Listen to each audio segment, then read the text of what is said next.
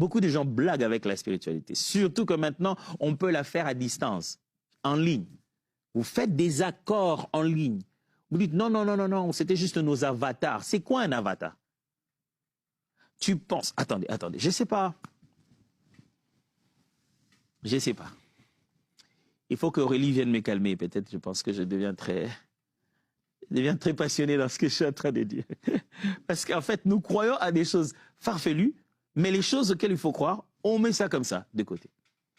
Vous croyez que on peut utiliser une poupée, ok, matérielle, et dans la sorcellerie ou dans le vaudou, on peut mettre sur cette poupée un élément de toi, cheveux ou quoi que ce soit, ou invoquer ton esprit, j'explique ça.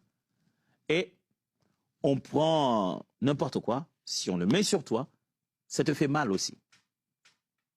Mais ce n'est pas toi. Et vous vous dites, non, là, je l'ai fait en ligne. J'ai juste créé un avatar. Ne pensez pas que quand ça devient technologique, nous ne sommes pas toujours dans le domaine spirituel. Le pasteur Atom a dit que les avatars sont des esprits mauvais. Ah, où est-ce que j'ai dit ça entre nous? J'ai rien dit. Je suis juste en train de dire, ne croyez pas que ce n'est qu'en matérialisant au niveau physique qu'on peut faire une extension d'un esprit. On peut faire l'extension d'un esprit même au niveau digital. On peut faire l'extension d'un esprit. C'est-à-dire on peut créer aussi quelque chose qui va porter les effets d'un esprit qui a une distance différente. Alors faites très attention à ça. Les portes d'entrée, ça s'ouvre de plusieurs manières. Quand tu es là, tu deviens esclave de la pornographie, ben, tu es en train d'ouvrir des portes. Je vais parler tout à l'heure des péchés en particulier. Mais les portes d'entrée. Oh non, moi je vais tout le temps juste l'accompagner et moi je ne fais rien. Tu accompagnes quelqu'un tout le jour à des réunions d'occultisme? C'est pour ne rien faire.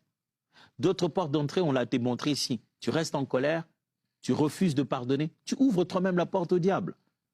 Et après, tu vas dire, mais pasteur, pourquoi j'ai toujours le même combat? J'ai expliqué ici.